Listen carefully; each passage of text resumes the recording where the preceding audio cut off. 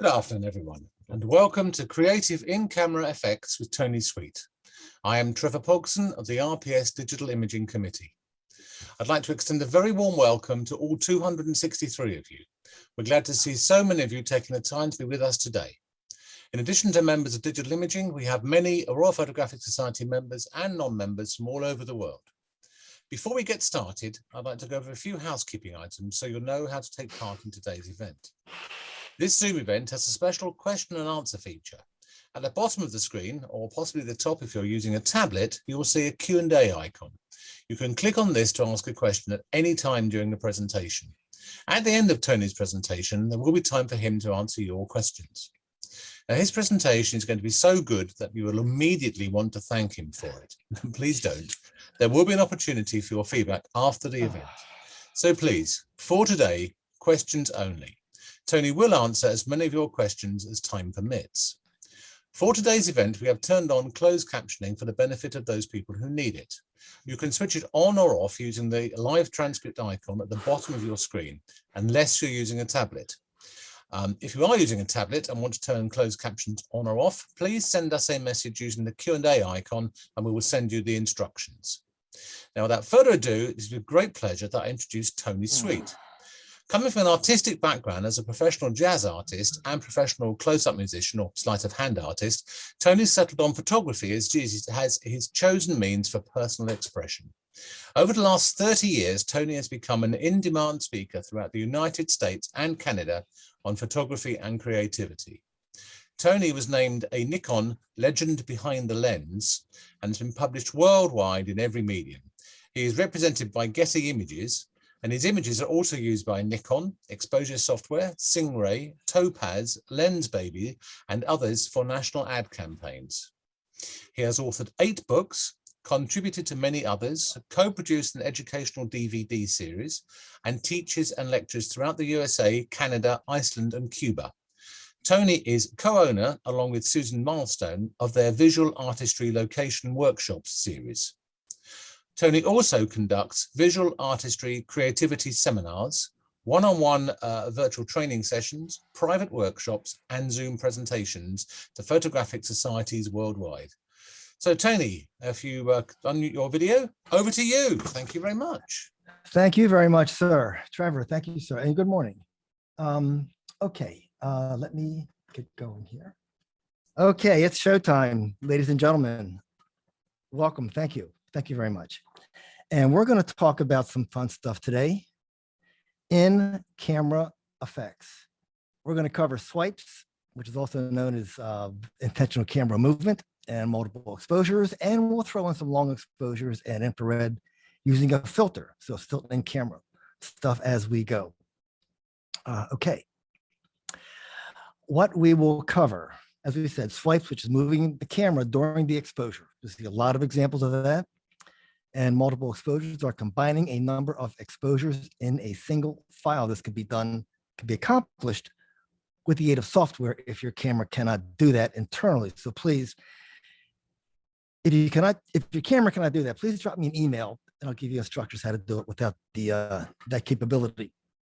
And then, of course, I mentioned long exposures using filters to achieve minutes of exposure, which is what we want. And then infrared, it's got a filter for that on your color camera, and we'll discuss that as we go. A few examples, get you going here. Good friend of mine and teacher and mentor, the great John Shaw, years ago was doing a workshop, and he kept bracketing a lot. And I was watching him, and he chose a slide back in those days that didn't represent the scene. I said, John, it doesn't look like that. And then John said this prescient quote, which I live by it to this day. If I want reality, I'll look at it.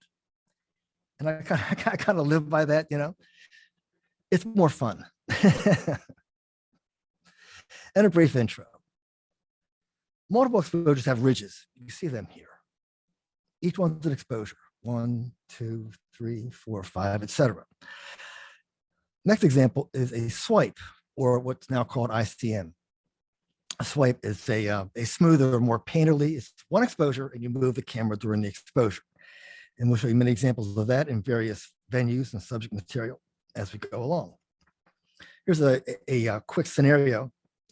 We walk into this. This is raw material. We walk into the scene, and we're good. So I'm thinking, okay, we have color, we have green, red, the background yellow, sun striking the background, hard suns, you're getting the color to pop out there. And we have straight lines, green, red, yellow, good colors. And then we do a multiple exposure of that. And you still see the reds, but they're all spread out. It gives you an idea of what moving the camera 10 times during one exposure will give you. If you work in very small movements like this, it still maintains the image integrity. If you use much larger moves, you kind of lose track of things and become something else. So always, camera movements, to me, not always, there are exceptions to everything, but I try to maintain small movements when I do many of them because they're cumulative. And 10 very small moves is one very great big move. So work on in small movements. And again, be circumspect. This is actually right next to, where is it? Where is it? Doesn't matter. To that scene. That's in front of me. That's to my left. Same line of trees, totally different treatment. Always look around, etc. Camera on tripod. Why is it on tripod? Because I want to compose the scene first. Composition is king. I repeat. Composition is king. Nothing is more important. Good composition, and then do your effect. As you can see here, I was working on separation. Every single tree is separated. And I mean, every single tiny tree is separated. Okay, this is, unless I'm very lucky, this is no accident. It's composed to get things separate, what I call visually literate, easy to look at, nothing's bunched up, very clean, very open, you know. And here we go. ME, multiple exposures. And we'll do flowers first. Flowers are the most often that I've seen subjects for special effects. They're cooperative, they're beautiful, they're like your family, you know, they're great. So this is my most used lens here is the 70 to 200 millimeter with the tripod mount. So the later lens of that focal length will, it mounts the camera body.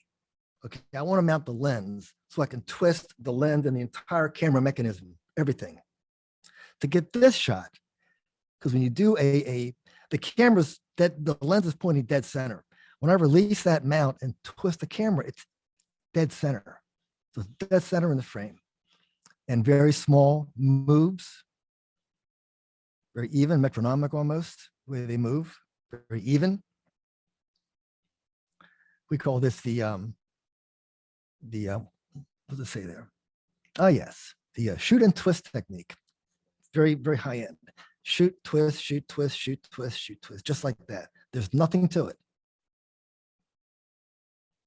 Another one, except we're going to do a random movement here. So rather than saying just sequential, going this way, we're going to say, go back and forth a little bit, like that. Just mix it up. You are limited only by your imagination. There are no rules, there's no rhyme, there's no reason. Try everything, see what works. When you find something that works, then try to quantify it, systematize it, and make it consistent for you. But try everything. The black background is water and bright sun. This is a shot in like blue sky, bright sun, 12 noon. The worst conditions for almost everything. What it does here, it gives you black water, what I want, and this flower which is in the bright sun. By moving the camera lowers the contrast, so it makes everything softer, so you can move in that kind of light and still get a soft look. These are 10 exposures again, and again you see they're very, very tight, all in here. 3, 4, 5, 6, 7, 8, 9, 10. That's my 10 moves right in that area. Just very small back and forth. God darn it. Okay, same lens, you see that a lot. The tripod mount, loosen it, and then do a shoot twist again. Just pointing out again that we're zooming way into the flower center. Okay, you can do this stuff with macro, with any kind of shot. It's not relegated to a certain flower composition or a certain scene. It applies to everything. Again, it's all in your head, all in your imagination. And with things in your imagination, some things work, some things don't, but you've got to experiment. Another move, I do this a lot. You need a colorful subject, colorful patch of flowers. But try other things. You never know what works. I can tell you all day, but you're not going to know what works until you personally try it. You've got to get your fingers wet. You got to get in there. And this is the shoot, twist, zoom. The STZ sounds like some kind of whatever, but it's called STZ. So shoot, twist, and then zoom. That's why this kind of expands. It expands, it's larger as it comes out, it expands as it moves around here. I'm shooting, twist, zoom, shoot, twist, zoom, shoot, twist, zoom, shoot, twist, zoom, 10 times. And you get this look. Here's some more examples. You see it here dramatically, how it starts small and gets bigger as it comes around. That's a direct function of the zooming maneuver here. If it's possible to understand this, kind of an abstract concept, but when you're doing, you're twisting and you're zooming, in order to get this effect, you want to shoot, twist a little bit. Say we say shoot at X. You shoot, twist to the X quantity, and then you zoom X plus 1. So you zoom a little more than you twist. That makes sense to you math guys out there, first year algebra. And that's why this expands, because you're zooming in more than you're twisting, relatively speaking. I hope that makes sense. Same basic thing here, except we're moving the camera each time. So you notice here, if the camera does not move, it's in the middle. It's in the middle. That's where it is. But if it does move, we want to start off to the side this time. So if you have a grid screen in your camera, architectural grid screen in your camera, I want that to be right here. I want that to be in the crosshairs, center of that flower. So as you can see, even though it's 10 exposures, the flower looks like a flower because all the movement's done very, very close in here. And as the outside petals get more far out, they get more abstract. But this remains constant as far as your subject because it's the sharpest and because you're in the same relative spot. So I shoot, twist, zoom, and then reposition. Reposition is the last move. Reposition back to this crosshair. So you shoot, twist, zoom, reposition back to this place again. Shoot, twist, zoom, reposition. Shoot, twist, zoom, reposition. That's why that is in that spot after 10 exposures. You could crop to this. I'd rather just shoot it.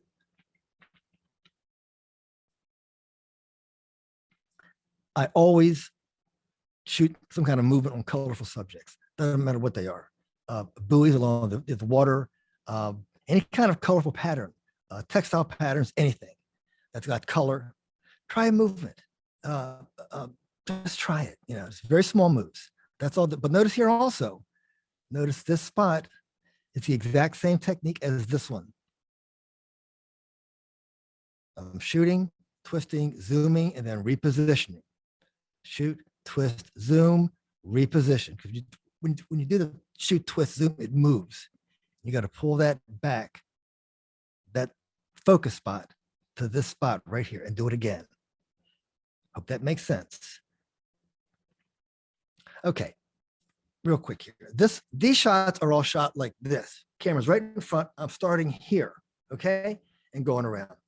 If you want a really, really tight, and I'm doing this a lot now. This, I mean, look how deep that looks. That is like going down into a hole, almost three-dimensional. You can see it scrolling down the bowl there, so to speak.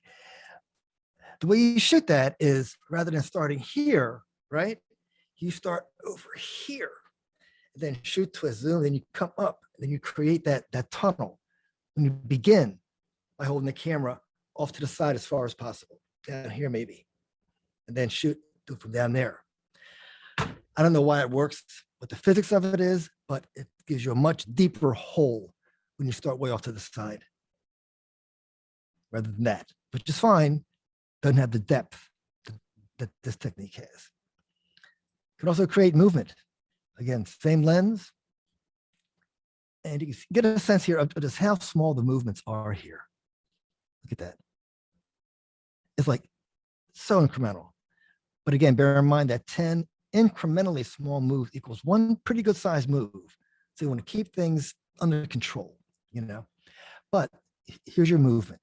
Starting here, just seeing the spokes, and they're getting tighter and tighter and tighter. And now we see movement.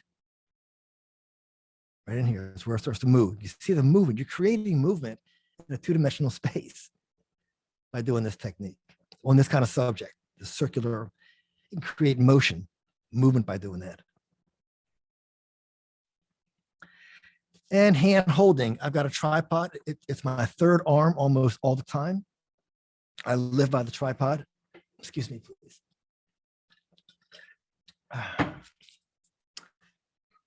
But not in this case, because what I want is going to be hurt by a tripod. I want to do small random moves, random. So you need the ability to move freely, you know, raise your ISO, lower your f-stop, whatever it is, but you want to get a quick exposure to hand hold the camera. That way you can, rather than getting this so, where is it? Like that. Okay, what we want is more of a free feeling image. Not quite as, I don't know, fascist, you know, whatever it is. But you want more freedom. You know, it's not like do it this way. It's like, let's just like bounce around a bit. So we're shooting like this. 1, 2, 3, 4, 5, 6, 7, 8, 9, 10. It's better when you point the camera down because gravity helps you. So some images that are, you know, that are straight down, just hold the camera and just bounce it around. 1, 2, 3, 4, 5, 6, 7, 8, 9, 10. Keeping them small, you can keep them keeping the movement small. You can come in and keep all those, I guess, whatever they call a statement, I don't know, in the middle here. And they still look random, but they're localized. They don't occur way out here. They're all still in the middle, just more abstract. And here's your movements right in here. You can see each one's got a little layer all through here. These are your movements. They're very small, but all the action is done in here to keep all those stamen centralized, although abstract looking. Same idea here. Random moves, small, see them here. Small random moves. 1, 2, 3, 4, 5, 6, 7, 8, 9, 10. Yeah, I got them all. They're right there. And when you overlap like that, you get these ghost parts of the image where it's not quite, you know, as bright or a little more contrast. It creates a visual layering with those different aspects in each layer. You know, it's just wild. These flowers are also not in full bloom. This is an early spring flower. They just had, like, you know, just things just starting, which is great because it gives you a lot of room to fill those spaces in. That's why I love early spring. You get these flowers when they're just like starting, enough there to work with, but not a real flower. That's when you do 8, 9, 10 exposures to give that subject more mass. Hope that makes sense. Okay, 10 exposures. 10 exposures looks almost like one, but it's 10, and they're localized. All 10, probably on this image, were probably shot in here. I pick a small area, something like this, and do all my movements in that area. So it's like 1, 2, 3, 4, 5, 6, 7, 8, 9, and 10. There they are right there. All done in a very small area. That's why it looks abstract, but not like a crazy multiple. It almost looks real. And I like that line of like, it looks real, but what's going on? That kind of response is what I like. Wow, that's pretty cool. What's going on? Exactly. I'm going to show you two things. First of all, you can see it looks like a crosshatch, kind of a grid. I'm freezing down here. My glove off. It looks like this kind of a grid. That followed by that. Okay. That's done by having a vertical subject, basically. In this case, I'm shooting this way and moving the camera diagonally against the grain. So the movement's going this way. The subject is up and down. I'm moving diagonally. Now, why does it still look like it's somewhat normal? If I were doing that, it would be like, you wouldn't know which way to look, horizontal or vertical. But again, by maintaining, I'm sorry, my nose stopped running. Okay, so it's all about the movement. It's all about the movement. So what kind of movements here? Can't even see it, can you? These are my moves. Exposure 1, exposure 2, exposure 3, exposure 4, exposure 5. That's what I mean by tight, minimal movements. Even with that tight sequence of moves, you still get a pretty abstract image. It does not take much, and it's very easy to overdo. So let's say err on the side of doing less rather than more movement. But if you haven't done it a lot, try everything. Move the camera a lot, move it a little, because you won't know until you do it yourself. I can talk all day, but you've got to do it. What small moves do also is it separates. Small, tight moves maintain, color separation, or in this case, groups of flowers. See the pinks all separated, the pink and whites in one here, nice little area of like green and white in here, white and pink. All the flower areas are separated. If you move the camera too much, they get all schmoozed together. Not necessarily bad, but it might not be what I want. So very small moves are the key to like keeping your image somewhat recognizable, even though it's an abstract. Okay, working the subject. No matter what technique you're doing, always work your subject. Don't do what I do. Take one shot and leave. I'm trying to get out of that habit. Stay there for a while.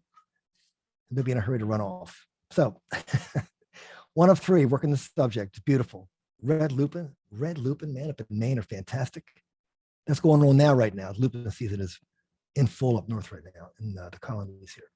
Yellow flowers, white flowers, all there, but I'm focusing on the red. And then there's a slight change. Look, notice the yellow here. I'm going to get in on that. Yeah, move the camera a little bit, zoom in more, fill the frame with the background yellow, and now we have just red and yellow. The yellow recedes, the red pushes out against that. And getting more of a sense of depth. And then really honing in to fill in the frame with everything. So I zoomed way in, probably about the 200 here, maybe 135 focal length. You've got the red real big in here, and there's the lime color, there's the purple, the orange, a little bit of yellow, white. I mean, it's got all the colors of that field, which, God darn it, which is here.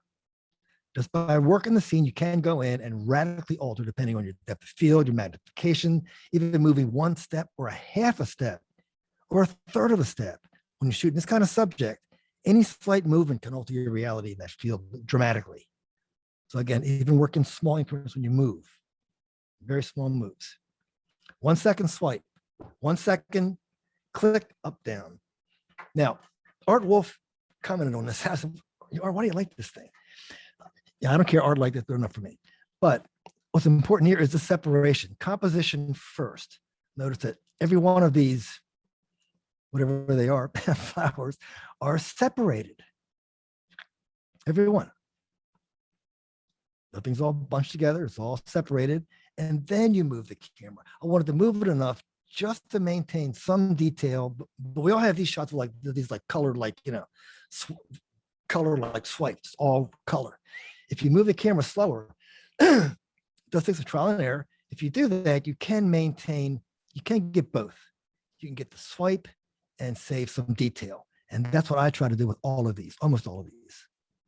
Maintain some detail, but keep the movement.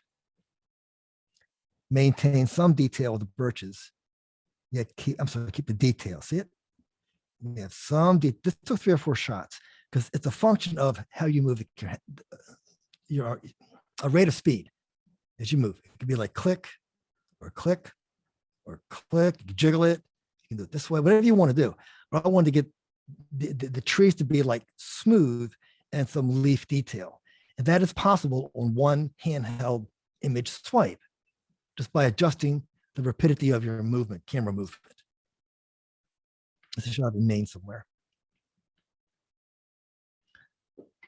Okay, multiple exposures, but what we're doing here, we're combining camera movement, analog exposure. So it's basically, it's 5 images. Again, this is just stuff that I'm thinking about in the field. You can do the same thing.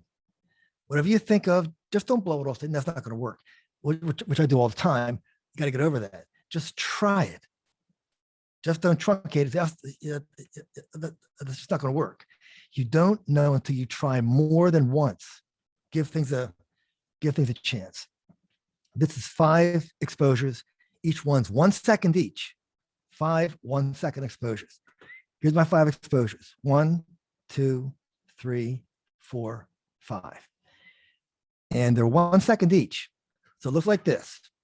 Click, click, click, click, click. Like that. Very small movements on each one. You can see them here. You can see all the detail, even with the movement and the long exposure, there's still enough separation, which is paramount, to give me an image.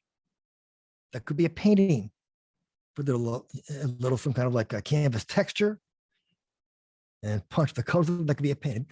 This could be, there are some photographs that if you walk into a real art painted art gallery, and they were hanging up, you couldn't tell which was which.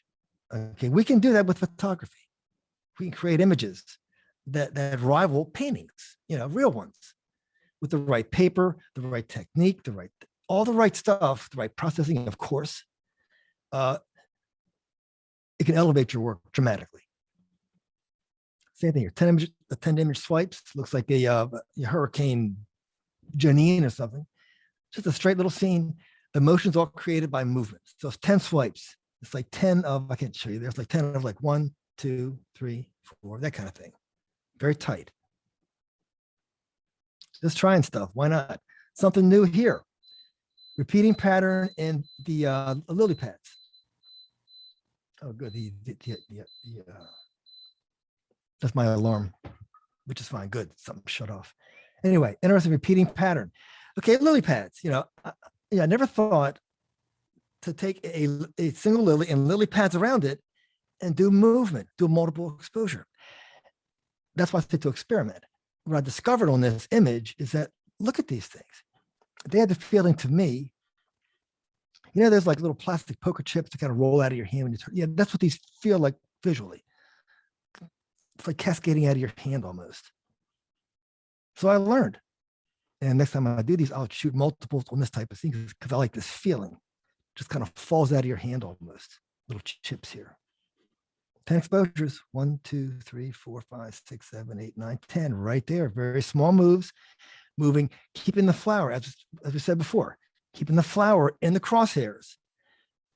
Shoot, twist, reposition. I'm sorry. This is just shoot, twist. Shoot, twist, reposition. Shoot, twist, reposition. That keeps this flower off to the side and into that architectural grid right here. Even in macro land, I have a color that stands out. 10 exposures. So you can see them right here. I love this part. The very top. Get that like fan effect, Just focus right here. Right in the middle, all done right here. 1, 2, 3, 4, 5, 6, 7, 8, 9, 10. All done right here. Nikon and Canon have these 8 to 15 millimeter fisheye zooms. They are great, man. They are great. They're great because they're sharp. The official fisheye 15 mil, it's not a sharp lens. We all know it. It's an effect lens. It's not made to be sharp. It's sharp enough in the middle. These new lenses, the new technology, these lenses have sharpness out to the edge, all the way out, razor sharp. So I use them more. At 8 millimeter, I love circles. This is a circle. That's a 10 exposure with a circle, just pointing right down away from my feet, of course, and doing 10 exposures. So nothing matters. All that matters is that you try everything. That's all that matters. New thing I just discovered from 40 years ago, hand holding a longer exposure, 1 to 4 seconds, can result in what I refer to as UCM, unintentional camera movement. Yeah. Also known as what? Remember the old days? Camera shake. Yeah. It was terrible then. Now it's great. Is that progress? I don't know. But things are opening up. They're seeing what we do in a more artistic way. And we're seeing also what we're doing in a more artistic way, which is good. So we're thinking differently. We're opening things up. It's just a fun time to be a photographer. Okay. This is the background image. And I do this a lot with flowers also. So let me just show you this real quick. Okay. Original shot, it's okay. What I don't like about these kinds of subjects, flower subjects, is that although it's very delicate, it gets real contrasty in here. It just gets too dark. It's way down in the hole and it gets black. I don't like it. We have a hole here also, which I don't like. So we do a multiple. It's an effect, but notice the contrast is gone. Yeah. And we covered that shot up by moving the camera over it. Just move the camera over that spot and cover it during our multiple exposure sequence. So from here, now what if we blended them? We're going to blend these two at 50% opacity. And now we have the best of both worlds. Never liked that contrast, ever. Roses, they're so hard to shoot like this. You can get a light the inside up. That's one way to do it. I just do it this way. And now all that stuff's gone and just blend them. And then, of course, you can mask. You can like brush certain parts of the special effect out. But it gives you more control over your subject. It also handles those unattractive dark black spots down here. And, of course, we covered the corners. All four corners on this kind of shot, every edge covered. Triple exposure. Easiest shot in the world. Set your compensation to -3. Close enough. And then shoot wide open. This takes a longer millimeter lens, say 2 to 300. This is a 300 millimeter lens. Shot wide open. And I'm doing my first shot. Now think about it. If I'm wide open, this first shot focuses on that center. No problem. These are about 18 inches apart from this. So this, 18 inches back, and about 2 feet back from everything. So there is some distance here. So first shot here, wide open. These all go soft. That's sharp. Second shot, I'm focusing on here. That's sharp. And now this has an out of focus glow over it. And that's not sharp yet. And the last one, I focus back here, wide open, get some detail on this, and let this just go, just get that haze around it. That's it. Triple exposure, aperture priority, compensation -2. You can try -1, somewhere in between 1.5, somewhere in between. It's close enough. And then you just shoot each one. Wide open, shoot, further back, second shot, further back, third shot. And then you can either just process. There's your 3 shots right on single file, you know. Important thing, 3 disparate, which means distance between the subject and your background. You need distance here. And then again, a zoom, but not a straight zoom. A straight zoom looks like the zoom lines. It's a pretty worthless thing. It's fun, but it's pretty worthless in the real world. There's no point to it. It's just fun. But if you do a multiple exposure zoom, then you maintain all your sharpness, you maintain your color, you maintain your detail, and we know that these are fall leaves, 1 and 2. Zooming in 10 times, click, shoot, shoot, shoot, shoot, 10 times. Very small, look at this, how small they are. Very small increments. I keep saying that because it's essential to get a certain look. Okay, why not play around? Grab you a 6-pack, 15-pack in this case, took a lot of time, and play around. Okay, so we had a student down here working on something. He was working on, by the way, I got this from a student. That's why I love teaching. Because as we all know, we learn more than the students. It's a secret, don't tell anybody. 20-second exposure. Okay, at 200 with my zoom, then zoom into 70. So we let it rest at 200 for a few seconds. That's what this is. That's why it's got some sharpness. So it's sitting there. And then we zoom it in pretty quick, not real quick, but we zoom it in like at a reasonable length and let it sit for a few seconds at the end. And that hardens this image. We tried about 100. About 3 of them turned out okay. You just need 1. And I got 1. And we had fun, which is the most important part of anything. Okay. Trees, my favorite subject. If you follow me on Facebook, I've got a bunch of tree pictures in the last couple of weeks going up there, tree series. Okay, multiple exposure. What that does is that exponentially increases everything. So if we have 1 exposure here and say there's 5 flowers, 2 exposures is 10 flowers, but 3 exposures is 20. And then 4 exposures is 80. and then 5 exposures is 160. So you build these magnificent flower gardens that have like 5 flowers in them by doing multiple exposures. It's a way to think. If you see a scene that's a little too sparse, as with our flower shot, you can move around and create more of them, add to the effects. You have a lot of latitude in movement here. This is a brightly backlit tree right here, early spring, get the lime green color. Got trees framing. It's all about composition, man. Framing the tree and bottom left placement. All about composition. And of course, fall in New Hampshire is where we do this. No brainer. Fall color and birches, no brainer shot. Got to find a good patch where they're all separated. I strive for this because it's simplicity. I like simplicity. So I strive for simplicity, which means that I strive for separation. It's the same thing. And here's your moves. 1, 2, 3, 4, 5, 6, 7, 8, 9, 10. So a little larger here, still worked. Just a wall of lines, God, pardon me 1 second. I don't know why everything's itching. Okay. But there was no visual pathway on this shot. There's an entire wall of trees.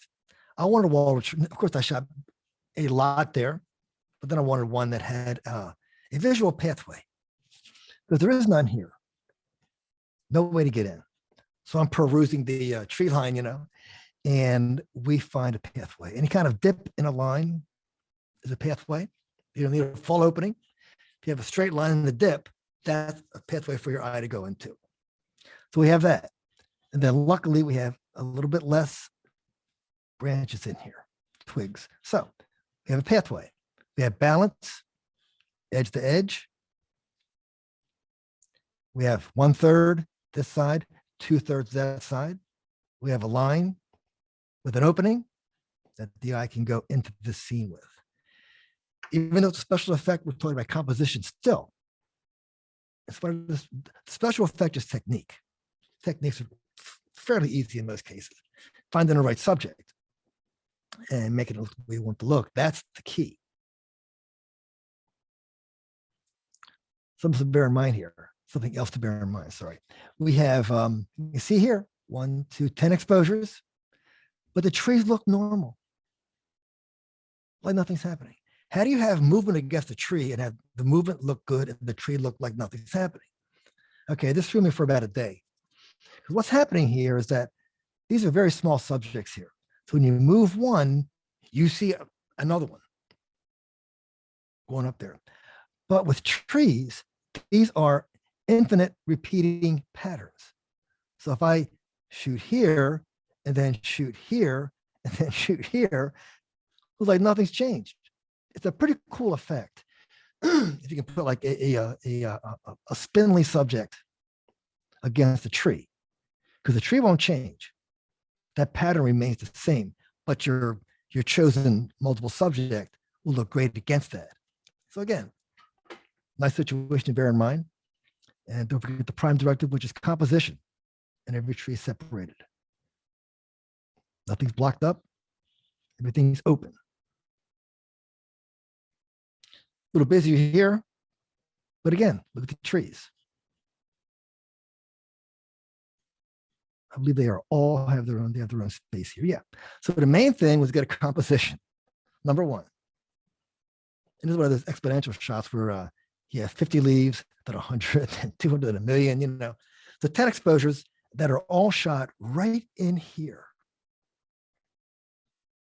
I pick a small spot and do all my movements in one spot. It makes it simple. It also looks better. It's more confined, it's tighter. It looks better. So I'm shooting 1, 2, 3, 4, 5 right in here. So the trees all pretty much stay where they were. There's no bleed over. Just the leaves got nuts. And you get like this whole thing, Let me get this. But again, composition was paramount. Cityscapes. Anybody do that? Multiples and cityscapes. Yeah. I tend to drive around in cities with my, or when I had my last car, with the sunroof down. At every stoplight, going to New York, Montreal, you name it, I'm looking up. What is a shot? Do that. If I have time, I shoot 10, which I did here. It's so easy. the camera's against your face. So it's braced. You just like point it up, shoot, shoot, shoot, zoom in, nothing to it. And also, the gravity pulls your zoom back towards you, which is good. And you have this thing right there's your zoom shots right there. This could be in Toronto, I think.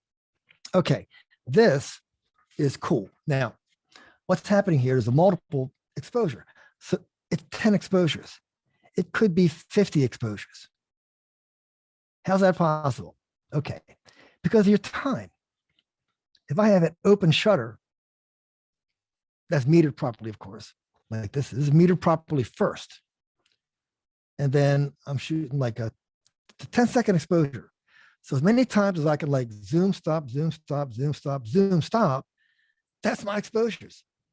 So during 10 seconds, I'm just doing like, zoom, zoom, zoom, zoom, zoom, like that. It's a single exposure zooming 10 times, which creates the multiple exposure in-camera effect. The good part is that you can do more than 10.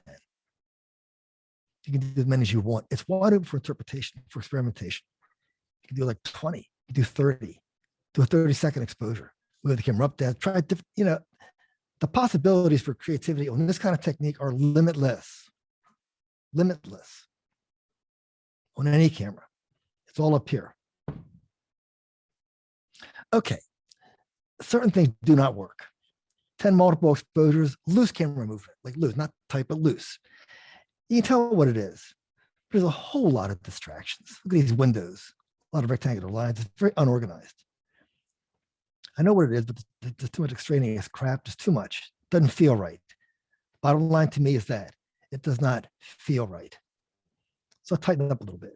But there it is. Here's our deal. Let's put this out to you. Look at the move. These are the moves. Let me get a little closer here. Sorry.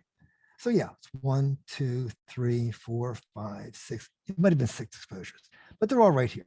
Now the moves are all small, but the subject material does not lend itself because moving a big rectangle around can be a little unwieldy. It's not like a flower. You move an entire rectangle, so it's a lot of stuff moving around there. Unlike something like this, we know it's a cityscape. We know right now, we know it's a cityscape right now. So we were showing you a cityscape and you know it. We succeeded at that, first of all. So we know what it is. Now, camera movement. If you want to maintain a city, which is very, very busy, this is Cuba, by the way. This is downtown Havana from our hotel room down there. If you want to maintain it looking like a city, it's got to be very small moves, man. By small, I mean this. I started doing these. 1, 2, I thought, no, that's too much movement. And then I dialed it back and did these. See it? Much tighter in here. So I started and thought, no, that's too much. And then brought it way back down. What that means is the amount of movement.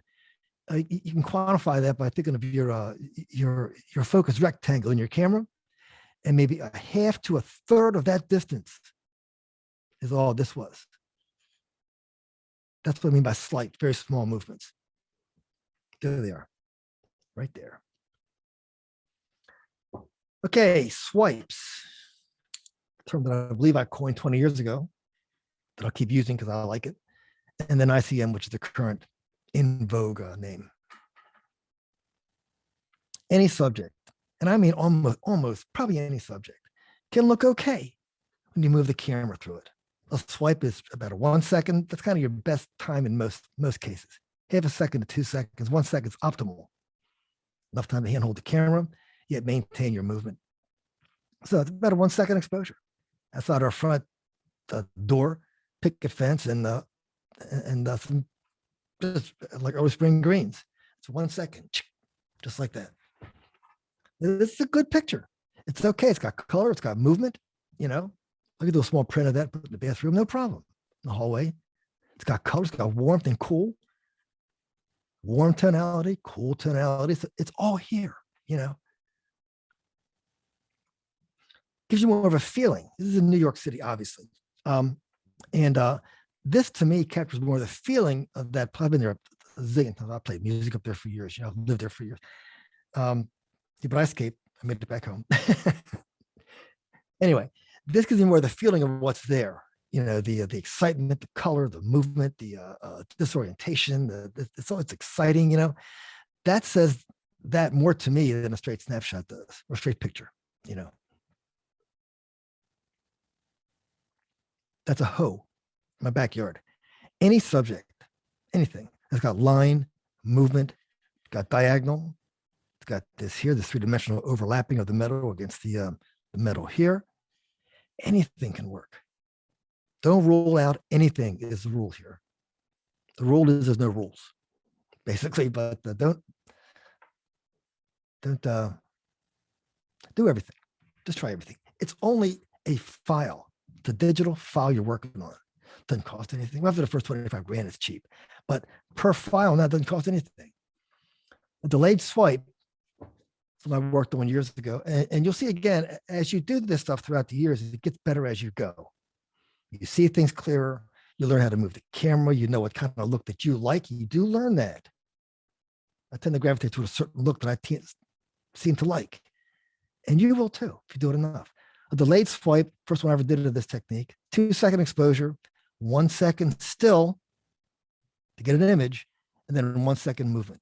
Because as we've seen, if it's all movement, you won't see these trees. You won't see these small little flowers in here, dogwood blossoms in here.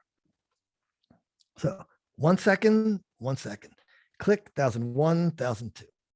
That's all it is. 1 second hold, 1 second movement. And then as years go on, you get better at this. There you go. That's a later one, delayed swipe, on a different subject. If it's just swiped straight across, it looks like nice color, but there's nothing there to talk about. This, we know it's traps, and we feel the movement. There's movement going on, visual movement. So it's got interest. But again, the delayed swipe gives us the detail, and then the movement creates the movement. About a tenth of a second. It's pretty quick, maybe like a half a second, 15th. It's quick. The shorter the exposure, the quicker the movement, obviously. So for 1 second, I'm like 1001. For a tenth of a second, you don't want to start moving from a still position. You want to start moving. Click. So it's click. So you're moving into it. So it doesn't have the jerky beginning. Think of it like sports. There's the prep, there's the action, there's the follow through. It's the exact same thing with camera movement. Click, and then you follow through. Move into it, move out of it. Same thing here. Half a second. I wanted some the blur trail of the daisies to come out under. We had a nice dark lake. Good backgrounds are critical as your subjects. Good backgrounds can kill or make your image. Critical. And half a second here. Just click, pulled it down. Click, pulled it down. I may have started up here. Click, click, and then just ran right through it. Okay, I said before, you go into your closet. This is a fabric store around the corner from here. 1 second. It's a no-brainer, man. It's a no-brainer. Colors. This could be your closet where your jackets are hanging. Clothes, any colorful clothes you have, in a closet. 1 second. Half a second. It doesn't matter. Right around that ballpark, and you get these great lines. They're beautiful. And painting a moving subject is still a swipe. That's what this is. This is the swipe action. This is your moving subject. It's the exact same thing. You just want to pan with your subject as close as possible. It's not an exact science. That's why we shoot many of these. This guy was this guy was gone. So this is a one-shot deal, but you generally have more than one shot of this stuff. 3 or 4 out of this guy. We find a spot with a good background and we just wait. That's in Cuba. These are both in Cuba. And just wait. That's how the National Geographic photographers shoot. They don't chase light, man. They wait for it. I'm too old to chase light anyway. Find a good spot and you wait for things to happen. That's how we shoot in Cuba. That's how we shoot in a lot of places where there's like city scenes, street scenes. We find a great spot that's a good shot by itself. Intersection, colorful background, and just set up and wait. Just wait for things to happen. Oh, ICM flowers. Okay, a little movement here with the flowers. You saw the multiples. Okay, the movement here, you can see it. It's right here. Now, we're not going to get the entire edge sharp, okay? Not going to happen. But this is also not going to vanish. It won't be as pronounced as this, but it will still be there. So the shot is maybe like 1 or 2 seconds, somewhere like that. Maybe a second, maybe 2. So I'm going like click. I'm sorry. Let me get my pen here. Okay, the movement is, oh, God darn it. Here we go. And then we're from here. See that, I hope? And we're saying click, 1001, 1002. Just like that. Click, 1001, 1002. That's it. This does not go away because you didn't cover it. It's still there. It's just soft, but the lines do not go away. Those pronounced, I want you to look here, and then you naturally follow that around. It's like a bass clef almost. Okay. 1 second swipe into your composition, into it, which means you have the camera, you set your shot up. This is my shot, my composition. This is what I want. But I'm going to start over here and do a second. So it's like click, then move into it. So click and then swipe up into your composition. It gives you a handmade motion blur. You still know what it is. We know it's flowers. It just has a motion blur component to it. By doing that, start here, 1 second to here. Can't miss. It's a fun thing to try. It looks better than you think it does a lot of times. And you get better at it as you go along. Okay, this is what I call a low percentage shot. Low percentage. But again, if I get 1, I win, right? If you get 1 shot, we win. So this technique, okay, real quick. I'm pointing down. I'm pointing down. So I'm pointing down. Here's my zoom. I'm doing like shoot and pulling it back and zooming. 1001 down here. 1001. Right hand is zooming. 1001. I'm pulling to the right. You can see it. I'm pulling off to the right because it's pulling off to the right. See, you see what I'm doing here. All the movement is done here, which is the virtue of this kind of movement off to the side. And then I just swiped along. I just zoomed along with it. Shoot, zoom and move. Shoot, zoom and move. That's it, folks. I shot 50 of them. I got 3 I like, 1 I like a lot, which means 1 I like basically. And that's pretty much this one. Okay, 3-dimensional swipe. I know it sounds crazy. Okay, but you can see it here. It feels like it's going around, doesn't it? Like it's circling. It's circling that. It has a 3-dimensional feel to it. And that's because rather than moving the camera in 2-dimensional space, which is like this, vertical, horizontal, like 2-dimensional space, what if I pushed the camera out and did this? So this is exaggerated, okay?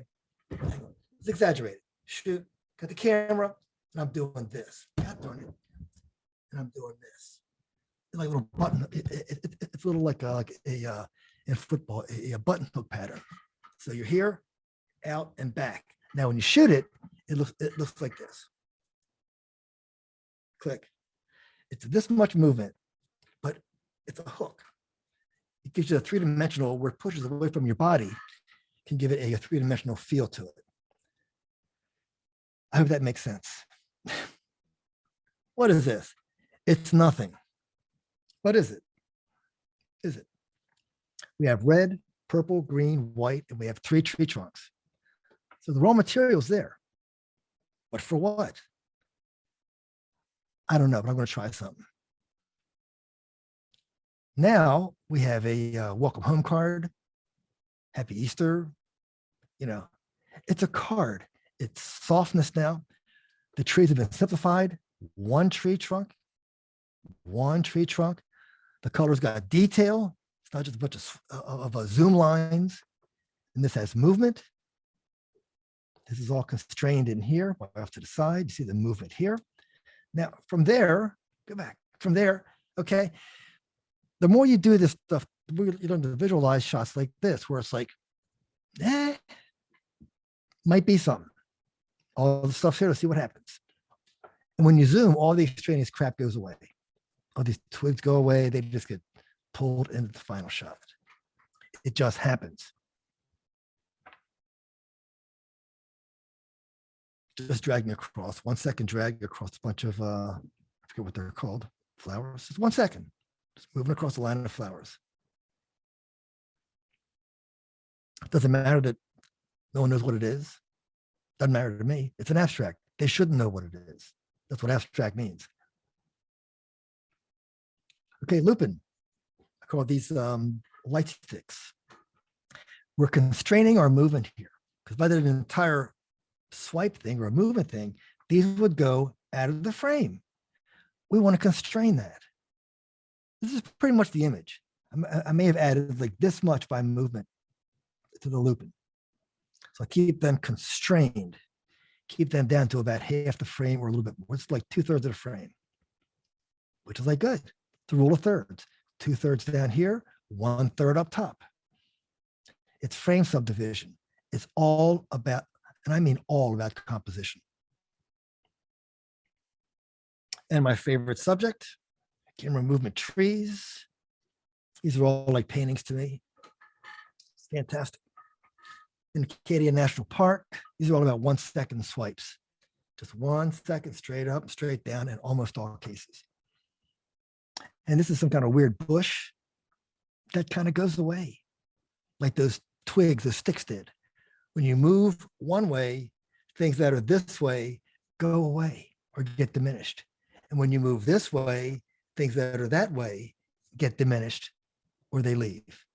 You'll find out, you got to try, don't believe me. You got to find out for yourself. You won't learn it until you try it. Okay, this has an effect called island light. And you know what that is there. Island light is two direct light sources, one or two light sources. One is direct, which is the fireball, sun, on your subject. But the second one is what islands have, which is water. The sun reflects off the water at the same time. So you get a reflected light, which is this side from the snow, not water, well, snow, still water, from the snow that lights up this side over here, and direct sunlight catches somewhere around here. It's hard to say.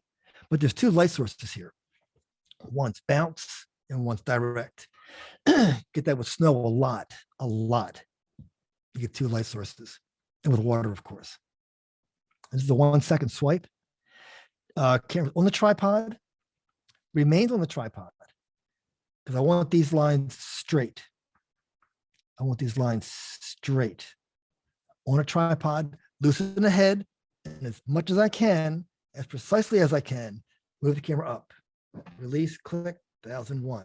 Click, 1001. Have a look at them. If you're satisfied, stop. If you're not satisfied, keep shooting. This is a pier in Iceland, a working dock in Iceland.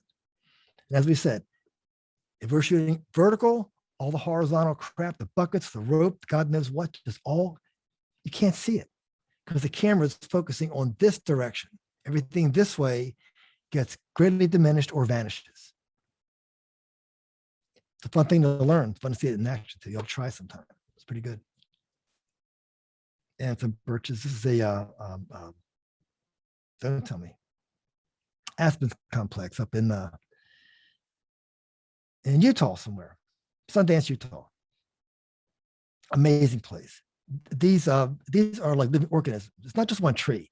Aspens are like, I forget the exact term, but they're like units. I mean, they go on for like acres and they're all connected. It's an amazing phenomenon. I just learned that when I was up there. And Smokies again. I'm sorry, Acadia, the Gardens of Acadia.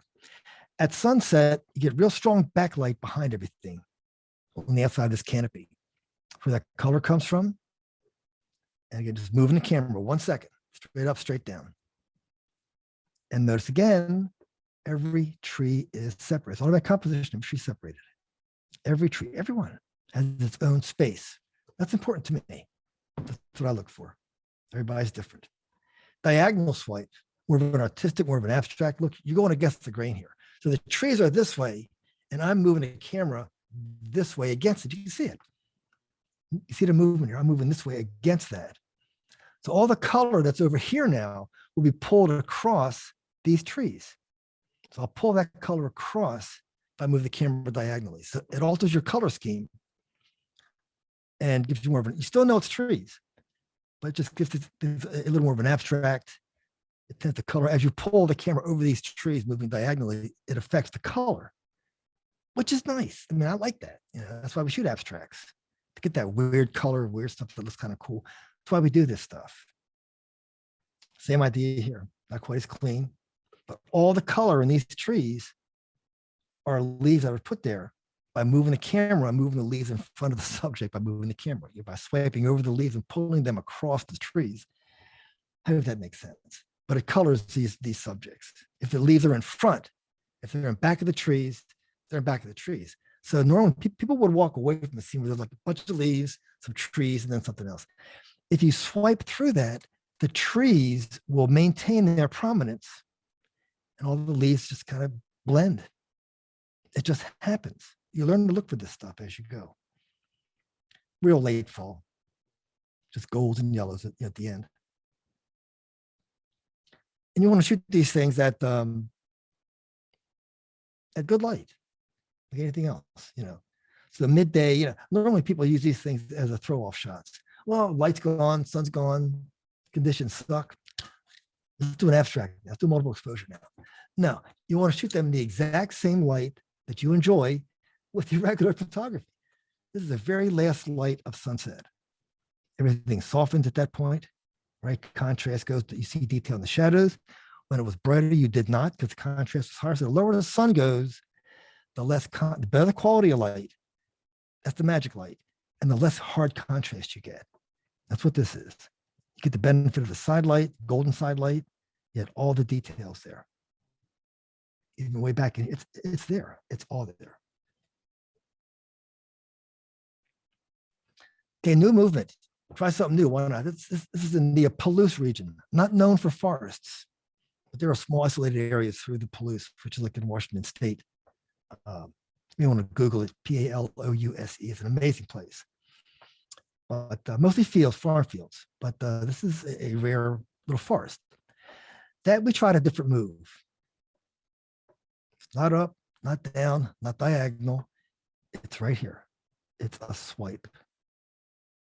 So a little down and a button hook at the end, like a little kick up, a little tick at the end, like that. And that's why this looks that way. Right to the end. So again, it's all up to you. Compositionally, we need separation and we need an open pathway. That's where your eye goes, right in there.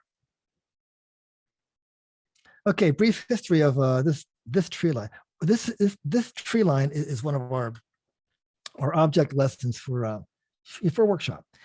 Come here and do swipes, multiple exposures, try different things, you know, excuse me.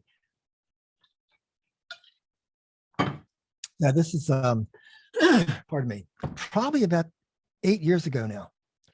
I needed 2 to 3 seconds exposure. You need time to have enough time to swipe an S-curve. So swiping a line, half a second, doesn't matter.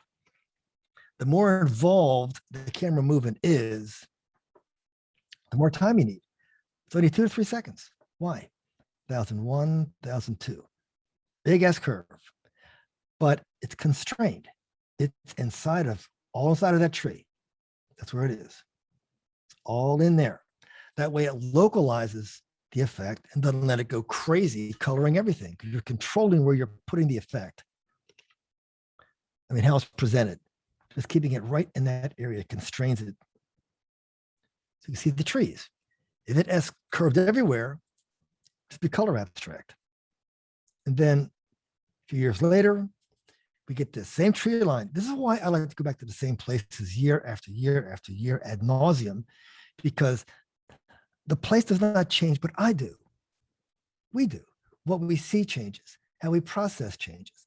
Everything matures, hopefully, as we go along, you know. So this is a different look. The exact same. Where is it? Yeah, but it's shot down here this time. I'm way down here on the next shot. Yeah, at the bottom. All we have to see are these trunks, and we know they're cypress trees. That's where they drink their water, right in here. Just brings it up through that. Got separation, good color, a little more movement, more abstract. Same subject, different treatment. And then this past year or 2 years ago, we have that. The entire tree line, very different from that. It's the exact same tree line, exactly. But the treatment's obviously different. Rather than the big S curve, whatever, it's just this. It's a fish hook. One time, and there it is everywhere. Another approach, another look. I kind of like this. It's sparser, it's more open. Makes you think what's going on a little bit more, you know. ICM landscapes, intentional or swiped landscapes. Let's just say swipes. The Palouse is one of the great locations, as you'll see, for this. So is the ocean, almost anywhere. Any kind of sand dunes, any kind of vast landscape with like ridge lines or separation lines like this are great for swiping horizontally. This is the Palouse during harvest. These are all fields that have been plowed. Not the ocean, not sand dunes. These are like, you know, farm fields that have been harvested. Again, farm fields at the planting. This that's August. That is late May. D times to go. But maybe not next year. Bear in mind, they're going to build this is a shopping place called Steptoe Butte. And if you're going to go, make sure you call them or contact them because they're repaving the road to Steptoe Butte, which has been like demolished by traffic in the last 3 or 4 years. So they need to fix that. And that should close this down from next May through next July, which is our time to go. Now, we figure that there are certain scenes at a location that are indispensable, that you must have. And this is one of them. We do a lot of work on top of that mountain, Steptoe Butte, a lot, sunrise and sunset. And we can do it. But this shot, this height is unique. We must have this venue for a workshop, and we won't next year. So going back at 23. What they look like? Again, same place, different color treatment. That's abstracted out, completely colorized, selected areas, change the tonality, softened. I did a lot of stuff to this, but the raw material is just that. Just these like beautiful, like wavy, like lines of like, you know, fields. It's called canola. It's out in late May, early June. Fields of yellow everywhere. Shot in the Badlands, South Dakota. Badlands of South Dakota. No rain, very little rain, you know, and they're all like bald mountains, but they have mineral deposits. And that's what these are. They change several times a year. It's called yellow mounds, this area. And the color is phenomenal. And what you want to do in this case, again, the horizontal for landscape, water is this way. Vertical for trees is this way. Slanted hills on an angle. You swipe down on the angle. Just follow the orientation of your subject when you swipe the camera. This is swipe this way. You just follow the orientation of your subject. Okay, how much detail do we want? We discussed this a little while ago. Pardon me. If I did a normal swipe, I will lose all detail. It wouldn't matter what it was. It would just be just a picture of line swiping. But as with this other one, with the tree detail, if I want to main detail, if I want to keep detail in these little hills here in the Badlands, but get the swipe feel, you got to practice a little bit. So that was too fast. That's too slow. That's just right. You got to find the right speed to get the swipe effect, the movement effect, plus maintain detail in these hills. And that's all this was. Exactly to my right of that. That's shooting straight on. That's over to the left. I'm sorry, to the left side. It's like a George O'Keeffe painting. That's her colors up here. But again, it's the same thing. Different amount of speed. That's probably longer, much slower, and that's a bit quicker. We maintain some detail in here. has the swipe feel, but more detail. So as you can see, there are many subtleties, or there can be, in camera movement and that kind of thing. My friend who actually works with offices and places that place people that place art consultants and that kind of thing, told me that these kind of pictures actually sell quite well to that market. Model homes, that kind of thing, condos, that kind of thing, office buildings, because the rationale being that you don't want to walk into a bright sun with a polar bear slaughtering a seal, right? You don't see it 24 hours a day. You want things that are more blending with your environment. It's a great shot. All this stuff is great. But if I'm going to live with a shot 24/7, for me, it's going to be more subdued. So this kind of work can really sell to that market. It's very nondescript. It's just color. It's abstract. It's nature. It's easy to live with, easy to look at. Any kind of colorful sunset, I'm there doing this, no matter where I am. That's Cape Cod. Okay, we're near the end. Have a little time here. Oh, we're good. Okay, so this is the end of that. It's a long exposure. You can get filters. Now, long exposures to me are 30 seconds or above 30 seconds. Most cameras do 30 seconds in camera, baked in the cake. Some do a minute. Only a handful go to minutes. You need some sort of like a bulb setting and then time it. But 30 seconds plus. I use Stingray filters. There are many. I find Stingray. I've been 25 years with them. I've been using them for a while. And I've known Bob. Bob's gone now, unfortunately. But they were the best, and they're the best now, I think. And I use a 3, 5, 6, 10, 15, 16, and 20. I use all of them. You do not need all of these, okay? You don't need them. If I were just starting out, God, my voice is leaving. Pardon me. Allergies, man. Sorry. If you're going to get only 1 or 2, if you're serious to do this, you'll use your 10 stop late morning to get like a few minutes, midday to get a minute or 2. You'll use 15 stops more in midday to get 2 or 3 minutes. If you want to get both, you get a 5 and a 10. Okay, the 5 is good for like slowing things down a bit, maybe from like, from a 60th down, maybe like a second. That's dramatic. It'll slow things down there. But you can stack them. Then you have 15 stop. If you buy these, I would get the thin mount so they don't vignette. Talk to them about that when you call. And I got a variable ND, which dials in between 2 and it says 10. It's that 2 to 7 or 8 of exposure. You can dial it back. It's like a polarizer. You can dial in your number, your amount of ND. That works to a point, but it does not equal these. You need a fixed focal to get multi-minutes, no question, or fixed densities here. Here's the website, discount. If you have any questions, drop me a line. Shot at 12 noon. 10 stop, look at that, 10 stop filter, 2 minutes. Shot at a place called Dumbo, down under the Manhattan Bridge overlook. That's what it's called, Dumbo. State Park now, City Park, beautiful. Okay, here's a difference. Here's a straight shot, and here's the other world, parallel world, occurring at the exact same time at 8 minutes. It's like, what? Yeah, exactly. Exactly. It always cracks me up. 2 different worlds, literally. It's amazing. Now, processing, okay, it's a quick processing point. I learned about this guy named Michael Levin, great, one of many phenomenally great black and white shooters. And I noticed that, he and some other people that I admire in black and white land were all of a sudden making their water like milk, like white. They were inverting.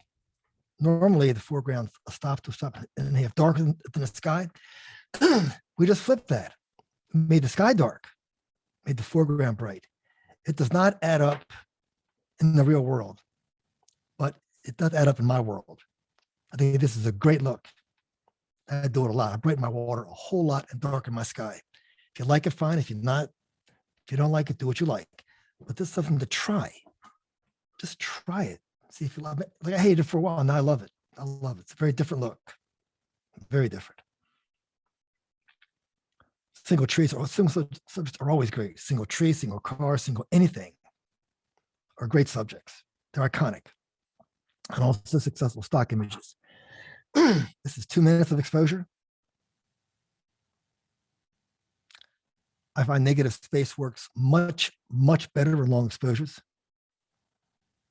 It's not quite white, but it's close.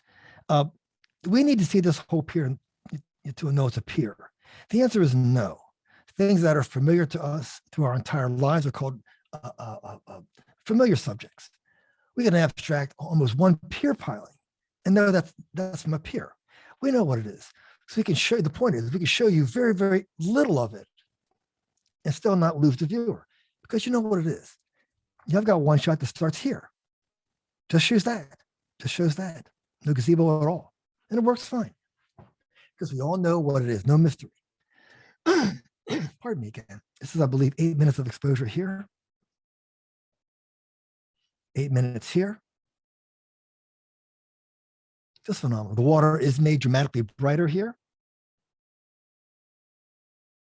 I tried here, it didn't quite work. This works darker for some reason. So I let that go the way it was. It's one of our new finds outside of Charleston, South Carolina. Incredible cypress pond. There's several around there. Little magenta cast, why not? This is 2 minutes of exposure here in the morning. Yeah, the clouds can be 4 minutes. Cloud streaks, etc. Acadia National Park is one of the classic views of this phenomenal world-class scene. I'm shooting this, it's about 19 something, but it's always different. My mom used to say, are you going there again? I say, Ma, I'm going to shoot the light, not the subject. Yeah, but you've been there already. Yeah, I know I've been there already. You know, and so it goes. But that's about 2 minutes, I believe, here. 4 minutes and a lesson here. Timed out at 4 minutes because I wanted to get the sun peeking like now from behind that post. So I timed it. I figured 4 minutes. Okay. Well, this happened at about 2 minutes, 30 seconds. Then you have a decision. Do I want to finish my exposure and get a big white hotspot here or just cut it off now and see what I get? And I cut it off. The lesson was, it's a good one. No need to hurry. It meters out at 4. It could be 5. It could be 3. 4, we're guaranteed right. We have a lot of latitude. If you want to stop over or under, you're probably okay. That's what I learned on this shot. And 4 minutes here, last light. The great part about this scene, real quick, at Noble Light in Maine, is that at sunset, there's a hard demarcation line right here where the sun just stops here and lights up the small island. It's called Nubble, N-U-B-B-L-E light. Excuse me. So we wait for that sun to go down where the water is blue now, because blue's cool light, and now the water is blue, much more attractive. So we're getting the sky reflection and the natural blue light of being in the shade. So we wait for stuff like that to happen. And that is a function of revisiting places over and over again for years. You know exactly where to go when, you don't waste your time. You know, that's how you learn a place, you know, it's got to go back. Been to this place 10 years, it's gone. It's gone now, by the way, folks. This is all gone. All these trees are gone.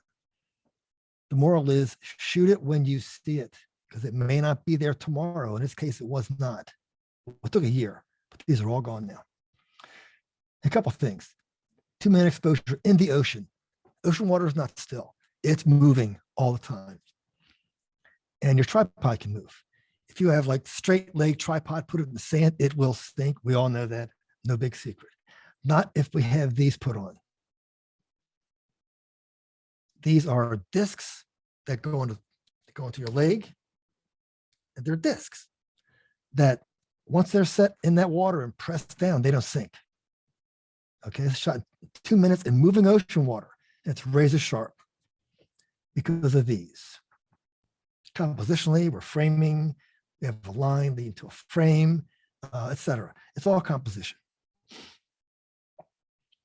8 minutes here, 8 minutes. The water is, at 8 minutes, the water is seamless. See, no detail at all. It's like slate. I love stuff like this. 15 minutes, where we are recording the passage of time. How do we know that? Because we have the clouds starting and then stopping. And then starting and stopping here. And then starting and stopping here. So we're witnessing clouds stutter stepping through the scene in 15 minutes. So we're seeing that occur on our image here. The cloud moves. It's amazing. 4 minutes here at the Arch Arnastapi. I love this arch. It's my favorite arch in Iceland. Incredible. You got to walk to a cliff to shoot it. So there's that little caveat there.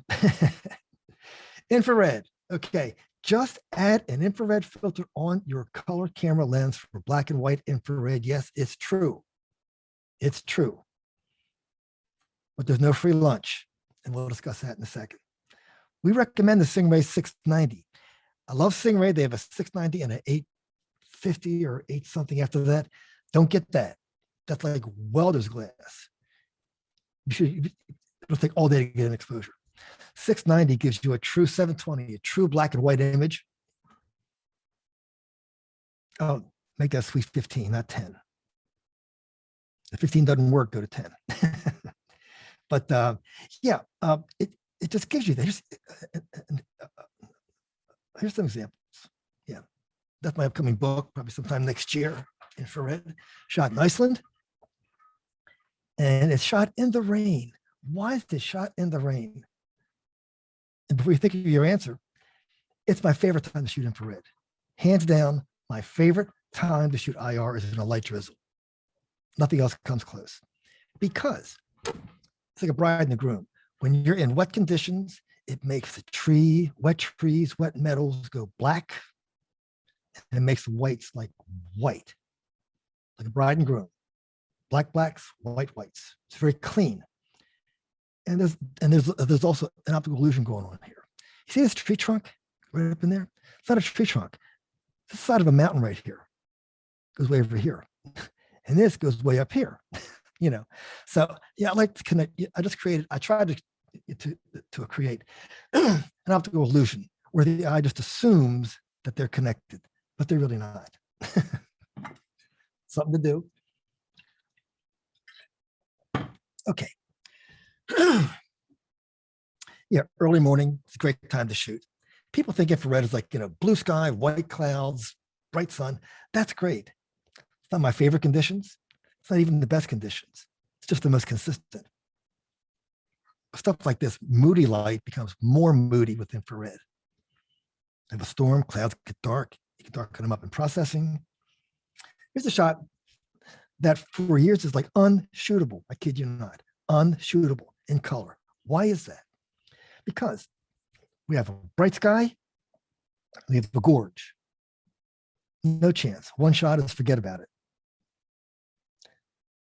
But infrared sees a totally different spectrum, which allows us to see all of this stuff in a single shot. Yeah, that's why I love infrared. One reason right there. It sees stuff that I don't normally see, that color cannot see. And we get this unbelievable scene. Finally, it took me years to get this shot in infrared. In the whites of Magnolia Gardens, South Carolina. Phenomenal. All white, the bridge in midair. Does not look that good in color.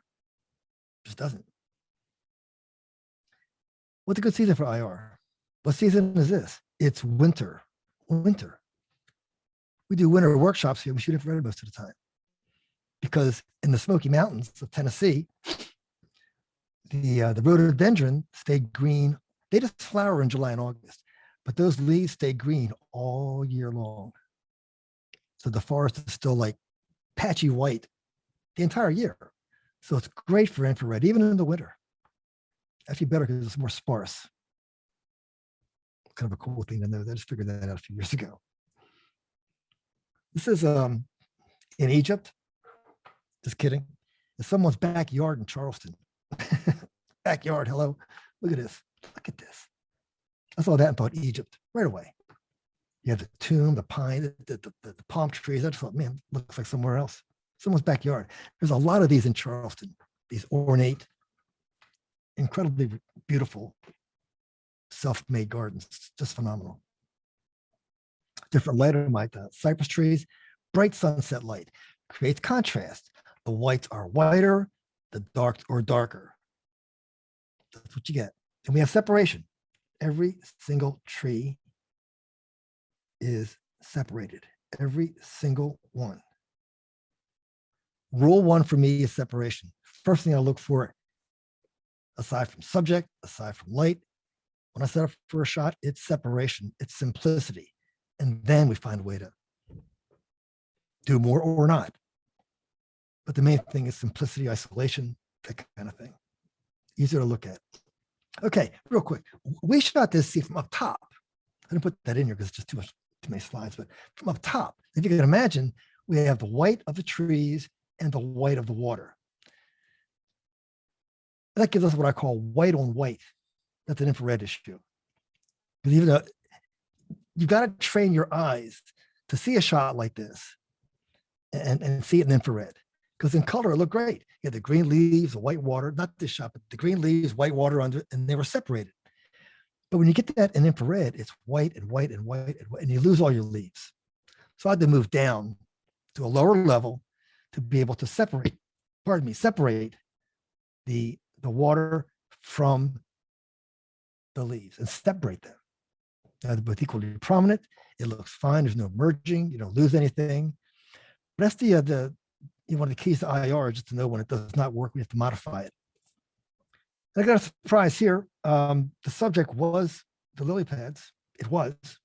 We've probably all done this where we take a shot for one reason, look at it later, it's like, no, I think the subject's this, not what I thought it was. That's what this is. The subject was here, and of course, obviously, but the more I looked at it, all the movement and all the mystery was where? It's underwater.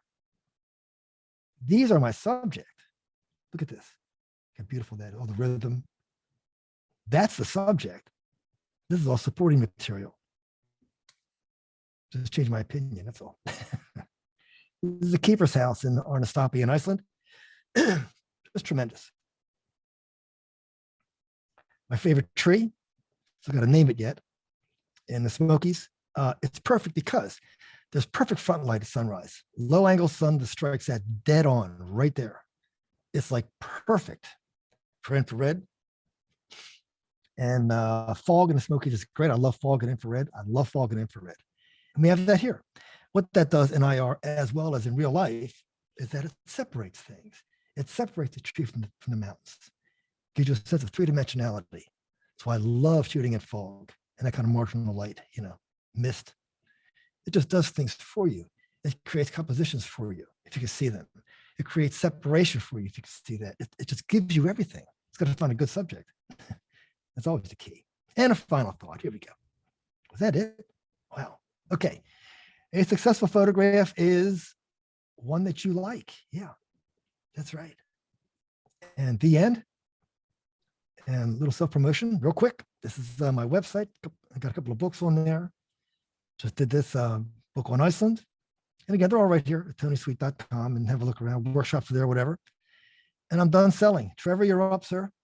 Indeed. Hold that thought. Hold that thought. I am so sorry. One more thing. Okay. It's my favorite quote of all time. I live by this. I know people like this. This is a quote by an old, what did he do? A patent clerk in Austria. What's his name again? Oh yeah, that guy. Yeah, one of my favorite quotes because he's right. When you see it happen, you know he's right. Oh, here it is. Here's my little things. What I do, whatever.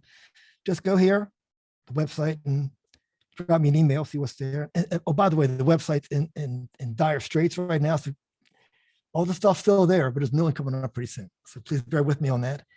And at that point, I think I'm finished talking here. Let me get out of here. I'm going to stop my share. That's great. Well, thank you, Tony. You turned off screen sharing, so that's great. So now is the time for people to ask their questions. Yes, you can ask Tony any questions you may have. Just click on the Q&A icon at the bottom of your screen, or maybe on the top if you're using a tablet. I see that some of you already start asking some questions to get us started, which is great. Before we get going, reminder, if you want to comment on today's event or send your thanks, please save that for the survey, which we will send you in a few days. So for now, questions only. One quick point, a couple of people have said that the Stingray web address was wrong. We will put the right address and the correct discount code in the follow-up email. So obviously people have been looking online while you've been chatting, Tony. What did I miss? I don't know, but we will get the correct address. Apparently, thank you.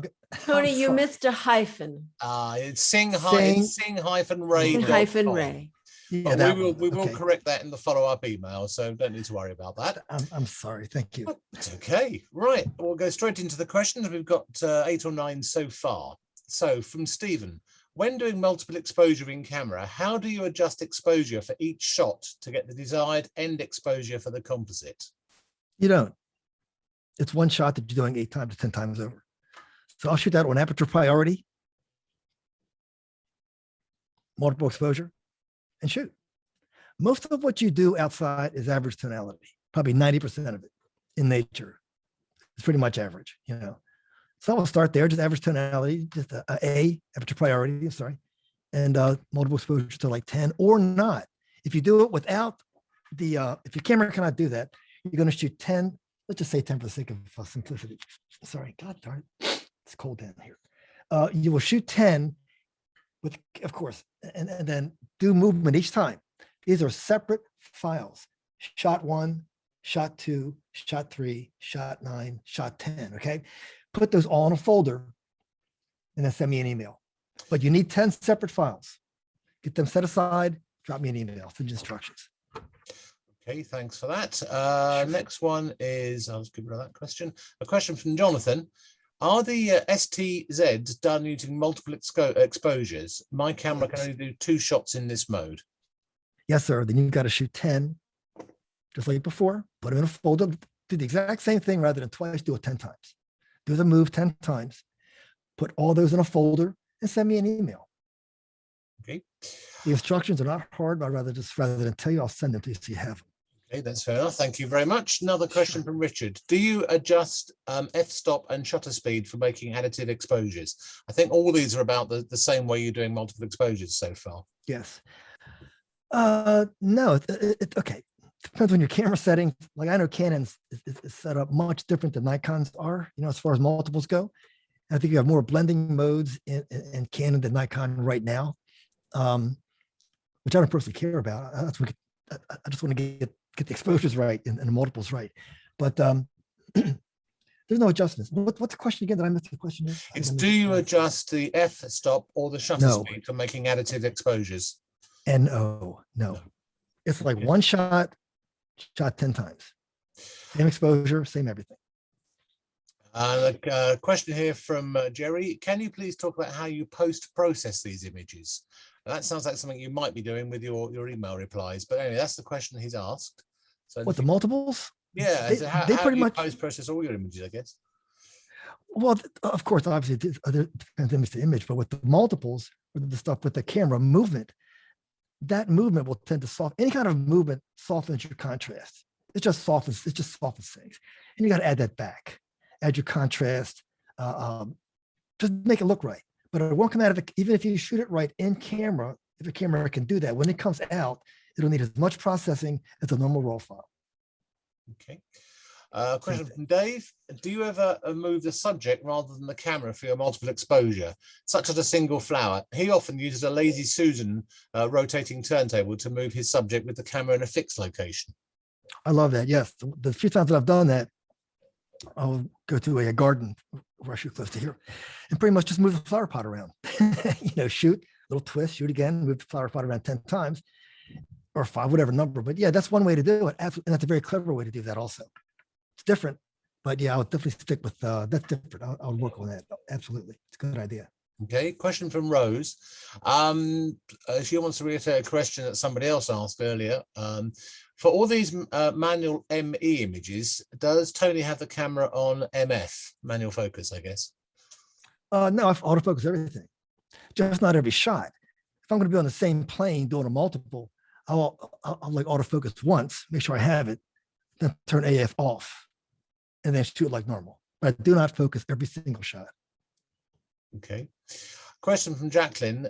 She uses back button focus. If I move the camera, would I keep my finger on the back button? You don't want to whatever, like I don't use that, but whatever that does, you don't want to refocus at all on every shot. So I wouldn't change focus at all. Okay. Question from Lynn. What blend mode are you using for the in-camera ME? Well, you don't need a real, let me think. If I shoot that in camera, I think I stay on normal. I don't really do anything. That's just all layering images. You know, that's not that complicated. Yeah, so is that layering you do in post? Yeah, they will come up. Just real quick to synopsize. When I say the instructions, it'll be basically you'll wind up with 10 layers. Yeah, there'll be 10 layers. You do it in post, basically. Do a couple little things here and you're done, but that's where we start. Yeah. Which comes on quite neatly to the question from Anita is, how are you getting 10 multiple exposures in camera? Which camera are you using, please?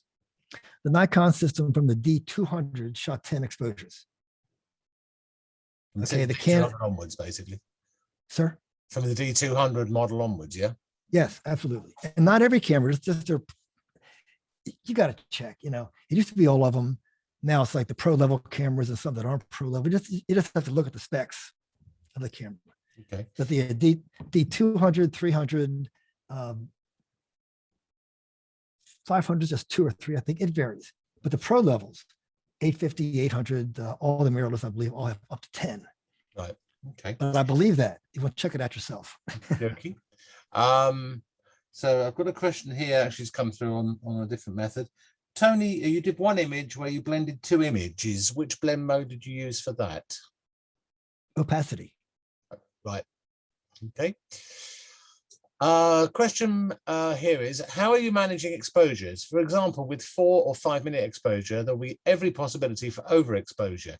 Are you choosing your frames at night for long exposures?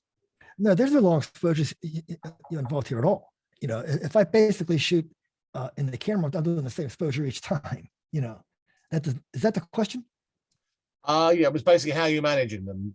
So basically, there's every possibility of an overexposure. So I missed. Not if you meter accurately. Right. If you meter correctly, there's no overexposure. It's the same shot, same exposure 10 times. Okay. It's the same shot in the same light. I mean, it's not going to change. You know. Question from Anita: do you use a ball head on your tripod, or mostly a pan and tilt version? You couldn't give me a pan and tilt head to use in the field. They're good for some things, but not out in the field. Okay. Also, I'm sorry. Let me finish that answer. I'm sorry. Yeah, I use ball heads basically. Really right stuff. I use the Lenovo Flex Magic Ball 50 right now, which I like a lot. But I collect ball heads. I got a bunch of them. expensive hobby, I must say. But I've had a couple of comments coming through here. Is people saying, I just play with the blend modes and see which one you like the best for your image. That's always the answer. And someone else has said that on Olympus you have a live view, so you can see what's happening, and you can actually watch the histogram building up. Apparently, some cameras have the modern ones have the capability. That's a great capability too. Yeah, that's on your Olympus apparently. Yes, right. The last question is from Sylvie: is do you? I'll try that again. Do you use in-camera or lens stabilization? Lens on the D850. There's no in-camera in the D850. So I use the That's the camera you use, is it the 850? Yeah, but most of the time the exposures for what I'm doing here are fast enough hand holding that I don't remember. I tend to want to have them at a hand holdable shutter speed. So I'm not like have to like, what am I trying to say? I don't like restrictions. That's what I'm trying to say. Fair enough. Okay. Well, that was the last question. There's nothing else left on there. Oh, So, Tony, jeez. once again, thank you very much for a really interesting presentation and certainly some food for thought there. To find out more about your work, please visit the website, which has just turned up on your screens, allthews.tonysweet.com. And say there will be a follow-up email to come with this presentation. Now, RPS Digital Imaging is very glad that you joined us for this event. Thanks for coming along. This is Digital Imaging's 23rd online event, and we have more in the pipeline. If you are not already a member, you will find that even though the fee for non-members is low, if you are an RPS member, you will probably save money by joining Digital Imaging as a digital-only member. So our next online event will be a talk by Paul Mitchell called Chasing the Light, and it will be on Saturday, September the 4th, same time, same place. In the meantime, stay safe, everybody. I couldn't agree more, guys. Stay safe, and thank you very much for your time. I appreciate everything. Thanks, Tony. Cheerio.